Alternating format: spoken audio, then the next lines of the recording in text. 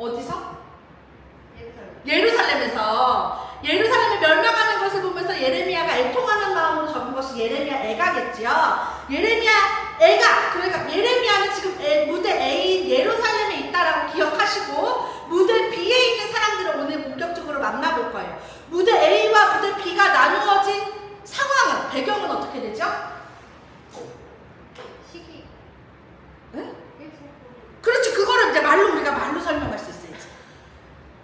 왜 동시대에 이스라엘 백성들은 무대 A와 무대 B로 나누어졌는가? 조연아 집사님?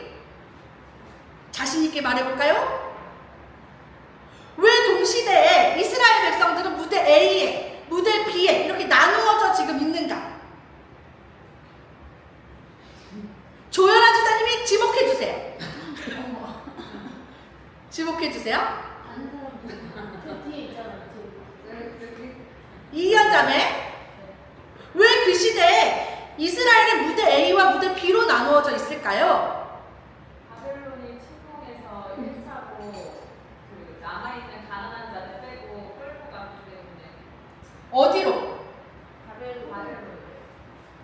우리가 간단하게 지리적 위치는 다르지만 이렇게 나누어 봤을 때 바벨론으로 끌고 갔어요. 1차 침공 때 갔던 포로 누구? 다니엘. 다니엘. 2차 침공 때 갔던 사람 누구? 에스겔. 요것만 사실 잘 기억하셔도. 그럼 무대 A에 남아있는 사람은 누구? 예레미야. 그래서 여러분께서 지금 예레미야와 예레미야 애가를 지지난주에 읽으시면서 예레미야는 끝이 났어요. 예레미야는 바벨론에서 오라고 했어요. 너 여기서 고생한 거 알아. 바벨론에 대해서 어떻게 얘기했는지 우리가 다 이미 들었어. 그래서 누가? 이거 기억나실까? 느부갓네살하고 이름 비슷한 사람. 어휴, 그래, 느부사라단. 느부사라단이가 오라고 하잖아요. 마지막 멸망 뒤에, 마지막 3차 침공 뒤에 느부사라단이 예레미야 너 고생하는 거 알아. 바벨론으로 와. 근데 예레미야가 가요, 안 가요? 안 가요. 그는 여기 무대 A에서 이스라엘 백성들과 남아요. 그래서 무대 B에 있는 다니엘과 에스겔을 오늘 보실 거예요. 여러분들 다 이미 읽으신 내용이에요. 우리 102페이지 다니엘 1장 펴보겠습니다. 다니엘서는 1장, 총 12장까지 있어요. 1장부터 5장, 6장부터 12장으로 구성을 나누어 볼 수가 있어요. 1장부터 5장까지는 그때 당시에 있었던 일들을 실제 기록하고 있고, 배경은 바벨론 배경이에요. 지금 이 사람이 어디 포로예요? 바벨론 포로죠. 이거 기억하셔야 돼요. 바벨론 포로. 왜냐면 다니엘서는 세대사예요. 그래서 여러분들이 기억해야 될 것도 많고 거기에 막 변하는 왕좌들도 기억을 해주셔야 돼요. 바벨론 시대에 있던 다니엘의 이야기가 기록되어 있는 총 12장 중에 1장부터 5장까지는 그 당시에 실제 다니엘이 겪었던 시간상의 기록을 이야기하고 있고 배경은 바벨론 시절 이야기다라고 보시면 돼요. 그럼 6장부터 12장까지는 어떤 내용이었어요? 여러분 읽으셨는데 주로 환상, 묵시, 환상에 대한 내용들이 6장에서 12장까지 나오고 이때의 배경은 다 살아보시면 돼요. 그러니까 다니엘이 한 80년, 그러니까 10대 후반에 1차 포로로 끌려오고 나서 12장에 한 80대 정도 됐을 거거든요. 왜냐면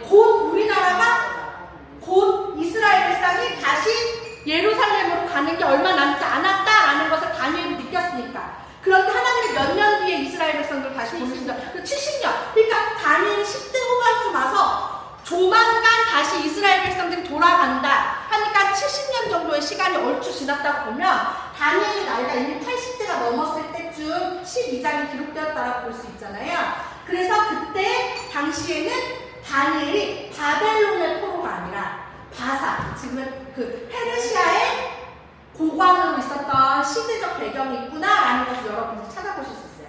우리가 처음 1장 103페이지 보면 느부갓네살 왕국의 소년들 그러면서 1차 포로로 다니엘이 친구들 3명과 함께 바벨론의 포로로 왔어요.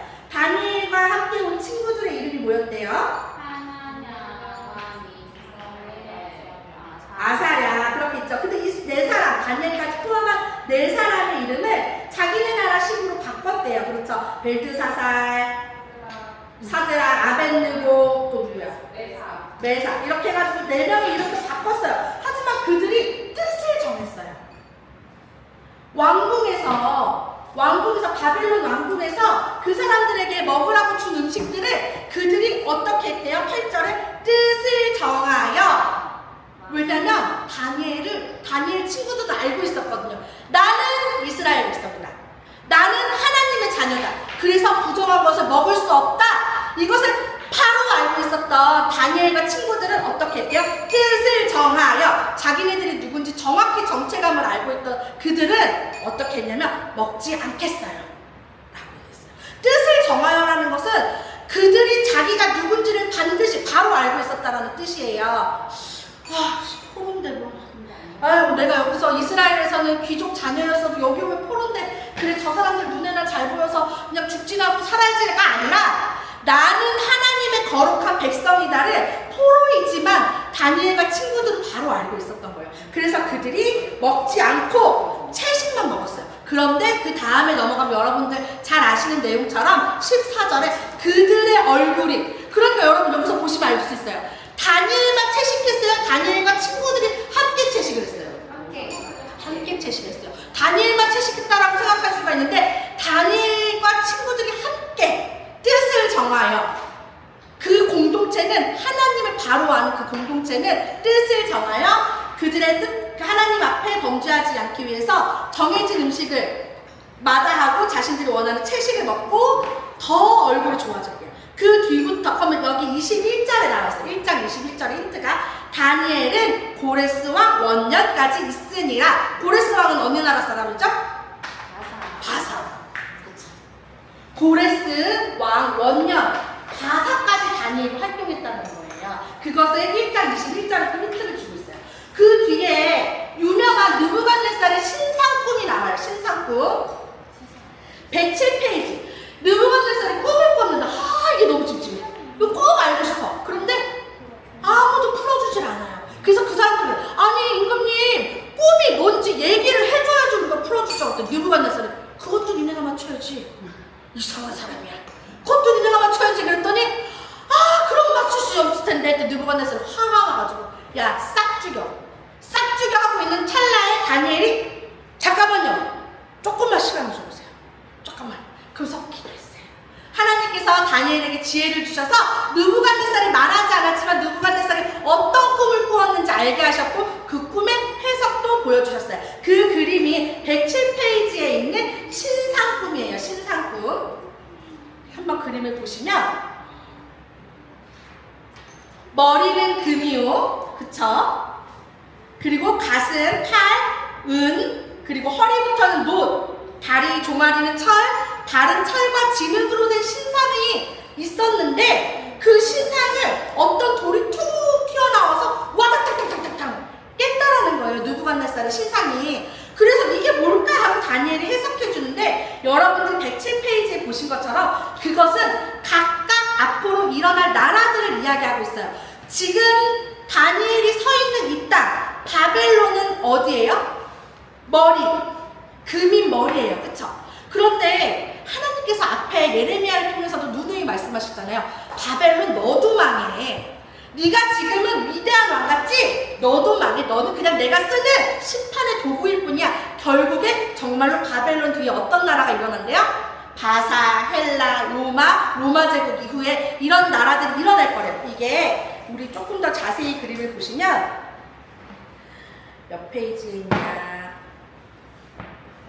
167페이지 한번 가보실게요. 우리 학생들은 세계사 공부하면서 이거 배웠는지 모르겠어요. 보시면 107페이지에 금신상이 있고 조금 더 자세한 지도가 나와 있어요. 현재 당시에 그림을 보시면 바벨론 제국, 다니엘이 있는 느부갓네살 왕이 다스리는 바벨론 제국이 차지하고 있는 땅이 이렇게 있지요. 그런데 그 바벨론 제국도 망한대요. 어디에 망하냐면 바사, 책에는 페르시아라고 적혀져 있는 그 나라에 망한대요. 그 나라의 첫 번째 왕이 누구라고요? 그치? 우리 아까 1장 21절 있다고 했잖아. 고레스가 첫 번째 왕이 페르시아가 일어날 거래요. 메데 바사 야 니네도 곧 끝나. 어디에 끝나?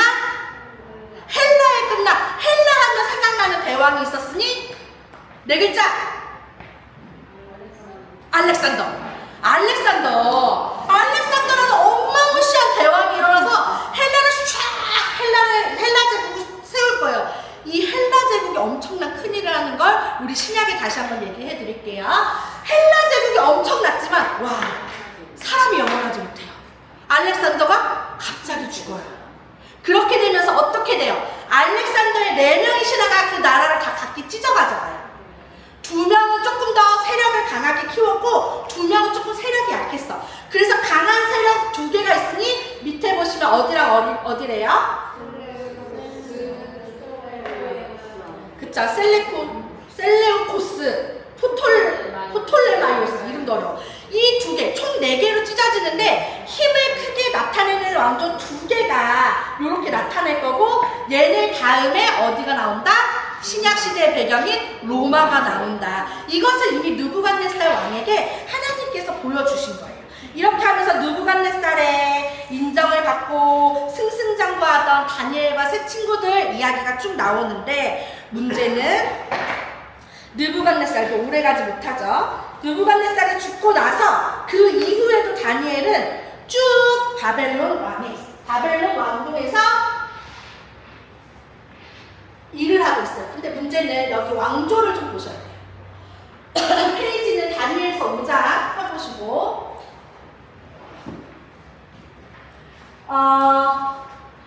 바벨론의 첫 번째 왕 이름 그렇지, 나보콜라살. 오늘은 어쩔 수 없이 시대적 배경을 알아야 되기 때문에 성경 여기에 없는 걸 좀 봐야 돼요. 나보콜라살의 첫 번째 왕이었어요. 그의 아들 누가? 지금 우리 다니엘이 읽었던 느부갓네살. 나보콜라살은 저희 갈그리스 1차 전투만 하고 끝 얘기가 없었잖아요. 갈그리스 2차 때 느부갓네살 쭉 하면서 다니엘까지도 느부갓네살 얘기인데 그의 아들 여호야긴을 다시 회복시켜줬던 이름 어려운 아저씨 에로 시작하는 5글자.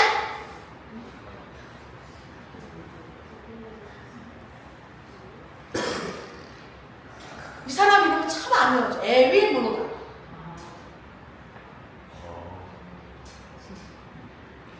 여기까지는 우리가 알았다, 그쵸? 에윌 무노다 얘기는 여호야긴을 다시 석방시켜주고 현대해진 것 때문에 여러분들이 아실 거예요. 에윌 무노다. 그 다음에 나오는 사람이 있어요. 네리글라살. 네리글라살이라는 사람이 에윌-모로닥 다음으로 왕이 된대요. 이 사람은 느부갓네살의 사위였어요. 사위였대요. 그런데 이 사람이 이 에윌-모로닥을 살해하는 거예요. 이번에 사위였던 이 사람이 3번을 살해했어요. 그러니까 이때부터 왕권이 막 꼬이기 시작하는 거예요. 그 다음에 5번째, 네리글라살이 죽고 나서 그 다음에 누가 왕이 됐냐면 라바시 안두. 이름이 뭐예요? 이 사람은 네리글라살의 아들이에요. 여기까지는 또 그냥 왕위가 잘 왔어요. 원래 나라가 망하려고 그러면 왕위 싸움이 막 치열했잖아요. 여기서부터 약간 이 바벨론이 왕위가 시끄러워지기 시작했어요. 그 다음에 이 사람을 또 밀어낸, 여기는 아들이에요. 그 사람 밀어낸 나보니두스. 이 사람도 느부갓네살의 사위예요. 그런데 자기의 조카 되는 거죠. 조카를 죽이고 살해하고 자기가 왕이 됐어요. 그럼 7번째에 나오는 벨사살이 지금 성경 5장에 피고 있는 벨사살이 여기서 등장해요. 벨사살은 나보니두스의 아들이에요. 그럼 우리 족보를 한번 봅시다.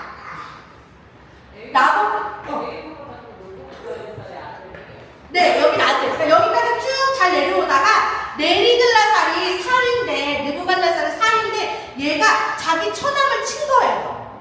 처남을 쳤어. 그러니까 뭐라고 표현해야 돼? 신시성으로 쭉 가다가 김씨가 쭉 하고 튀어나온 느낌이에요.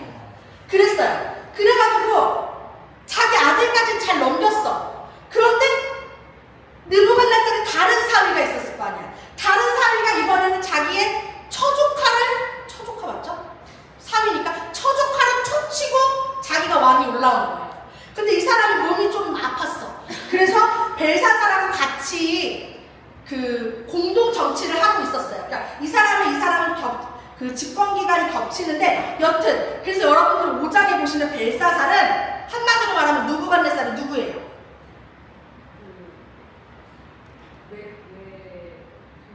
그쵸, 외손주. 왜 외손주일까요? 아버지가 느부갓네살의 사위니까. 이거를 보시고 5장을 보셔야 돼요. 5장을 설명하려고 이걸 설명한 거예요. 왜냐면 벨사살 왕이 술을 막 마시고 잔치를 벌이고 있는데 2절에 보면 그의 붙인 느부갓네살이 이렇게 표현이 돼 있어요. 그러니까 여러분들 그의 붙인 느부갓네살이라고 말하면 여기에 있다고 생각을 할 수 있잖아요. 벨사살이. 그쵸? 그의 붙인 느부갓네살 그러면 벨사살이 이쯤에 와 있을 거라고 생각이 됐는데 실제로는 벨사살이 여기란 말이에요. 이만큼의 시대가 있어. 왜 붙인이라고 했을까? 그의 핏줄이라는 얘기를 하고 싶은 거예요. 외손자. 그러니까 우리가 조상을 아버지라고 부르는 것처럼 그 느낌으로 그의 붙인 느부갓네살이 예루살렘 성전에서 탈취하여 온 금, 이거는 예루살렘 성전을 털 때 다 갖고 왔었잖아요. 그걸로 막 술을 먹고 놀고 있었어. 그랬더니 10절에 왕과 그 귀족들의 말로 말미암아 잔치하는 궁에 들어왔더니 여기서 말하는 왕비는 나보니두스의 아내, 왕의 어머니. 그러면 느부갓네살하고 관계는 느부갓네살의 딸. 그러니까 여기서 말하는 10절의 왕비는 알고 있었던 거예요. 느부갓네살 시절에 하나님이 어떻게 느부갓네살의 일에 하나님께서 통치하셨는지 아는 거예요. 다니엘이 어떤 일을 벌였는지. 그 이스라엘의 하나님, 그분 대단한 분이야. 우리 아버지 느부갓네살의 꿈도 다 맞추고 엄청난 분이야. 그런데 자기 아들 벨사살이 거기에서 갖고 온 금자, 은자로 막 술 먹고 놀고 있는 거예요. 그랬더니 아들이 벨사살을 말리는 거예요. 그 장면이 5장이에요. 요 부분이 이해가 안 되면 벨사살이 얘는 얘가 벨사살인가 이렇게 헷갈리실 수가 있어서 요거를 설명을 드리는 거예요. 시간이 이렇게 흘렀다는 거. 그런데 벨사살은 정말 끝으로 어떻게 돼요? 바벨론이 멸망하고 바사. 고레스 왕이 등장해요. 그러니까 다시 말하면 바벨론은 총 7명의 왕까지만 있었고 망하게 된 거예요. 그 위대해 보이던 그 나라도 결국에는 망하고 다시 바사의 고레스가 왕이 되었습니다. 그게 우리 다리오가 고레스라고 보기도 하죠. 다리오를 고레스라고 공통되게 보기도 하는데 다리오 몇 세라는 거, 다리오 4세가 고레스 뒤에 또 한 번 더 나오니까 네 그렇게 보기도 해요. 여기 성경에 보면 다리오를 고레스로 보기도 함 뭐 이렇게 써있겠네요. 근데 일단 성경에는 고레스라는 표현도 나오고 다리오라는 표현도 나와요. 여튼 그렇습니다. 그래서 6장에 보시면 다리오로 바뀌었어요. 그러니까 분위기가 바벨론이 아니라 바사로 바뀐 거죠. 바사에 있는 다니엘인 거예요. 그러니까 나이가 벌써 꽤 많이 먹었죠. 벌써 왕을 몇 번을 갈아치웠으니까. 그런데도 불구하고 나라를 다스리는 총리 3명 중에 1명으로 다니엘이 뽑혀있는 상황인 거예요. 나이가 많이 들었음에도 불구하고. 6장을 그런 배경으로 보시면서 보는 거예요. 젊은 혈기왕성한 다니엘이 아니라 한 80 가까이 된 그 다니엘이 다 모든 사람들이 시기 질투하지만 젊었을 때 뜻을 정하였던 것처럼 왕 말고 다른 데 절하면 죽인다라는 소식을 들었음에도 불구하고 10절에 원래 하던 것처럼 예루살렘으로 향한 창문을 열고 전에 하던 대로 원래 하던 대로 하루에 3번씩 무릎을 꿇고 하나님께 기도하며 감사하는 거예요. 그 뒤에 내용 여러분 잘 아시죠? 그래서 실제로 왕이 어쩔 수 없잖아. 그래서 그래 어쩔 수 없다 하고 신하들에게 내줬는데 다니엘이 털끝 하나 상하지 않고 돌아와요. 그랬습니다. 그렇게 하면서 본격적으로 7장부터는 다니엘이 본 환상에 대해서 나오게 돼요. 환상을 쭉 보는데 7장 1절에 나와요. 바벨론 벨사살 왕 원년에. 그러니까 벨사살 왕 원년에도 환상을 보았고 그 이후에도 쭉 다니엘에게는 하나님께서 환상을 보여주시면서 앞으로 일어날 일들에 대해서 이야기해 주세요. 그러면서 여러분 혹시 여기 읽으면서 조금 헷갈리거나 이해가 안 되시거나 어려우신 부분들이 있었을 텐데, 그쵸? 여기서부터 진짜 헷갈려요. 환상의 부분이기 때문에. 그런데 우리가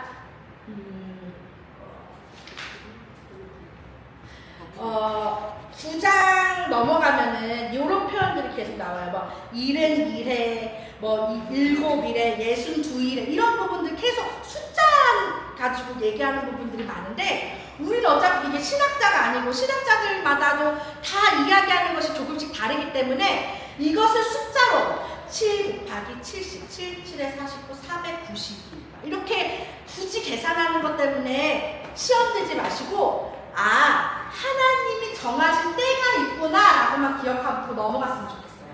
요거를 1일을 1년으로 치고 2일을 7년으로 쳤을 때 7 곱하기 70 뭐 이렇게 막 풀이하시는 분들이 유튜브에도 많고 한데, 일단 우리가 그걸 정확하게 뭐가 정답인지 하나님 말씀해 주시기 전에 알 수 없잖아요. 그렇기 때문에 우리는 여기 성경 읽을 때 하나님께서 말씀하신 끝은 있구나, 이 지금 바벨론과 바사의 포로로 있는 우리가 다시 회복되어져서 하나님께서 예루살렘으로 부르실 그 때가 있구나, 그 때를 지금 다니엘에게 환상으로 설명하시는구나 하고 이해하고 넘어가면 좋을 것 같아요.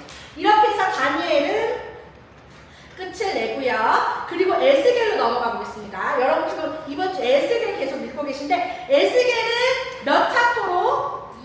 2차 포로. 다니엘이 왕국에서 계속 있었던 사람이라면 에스겔은 활동 무대가 그발 강가에 있었던 사람이고 제사장 출신이에요. 제사장 출신이면 어느 지파 사람? 레위 지파 사람. 레위 지파 사람 부정한 것을 더욱더 가려먹겠죠? 부정한 것을 가려먹는데 부정한 것을 먹으라고 하시는 장면도 여러분들 이번 주 읽으셨을 거예요. 인분으로 구워 먹으라고 그랬더니 저도 그런 거 먹은 적이 없는데 뭐 이렇게 얘기했던 것들 쭉 나오는데, 에스겔은 1장부터 환상에 대해서 얘기하세요. 내 생물의 형상 이렇게 하면서 얘기 쭉 하시죠. 에스겔도 우리가 한번 어디가 나왔나?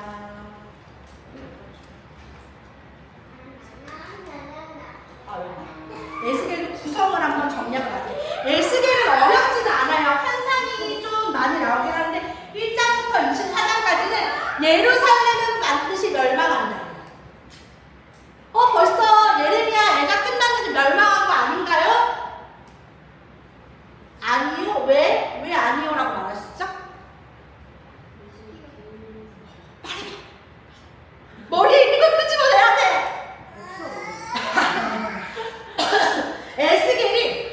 하나님께서 에스겔에게 예루살렘은 반드시 망한다라고 말씀하셨어요. 근데 예레미야 애가 뒤에 있는데 벌써 망한 거 아니에요? 예레미야 애가 이미 망한 건데? 아니요. 예레미야 애가에서는 망했지만 에스겔은 아직 망하지 않았는데요? 왜요?